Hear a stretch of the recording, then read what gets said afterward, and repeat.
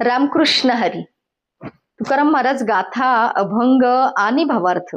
अभंग 239.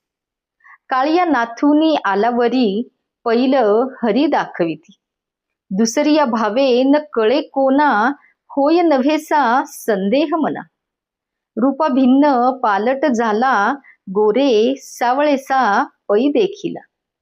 आश्वासित आला करे तुका खरे म्हणे देव. अभंगाचा अर्थ असा आहे की कालिया सर्पाचे मर्दन करून तो श्रीहरी पाण्याच्या वर आला व नदीच्या पलीकडच्या तीरावर तो दिसू लागला.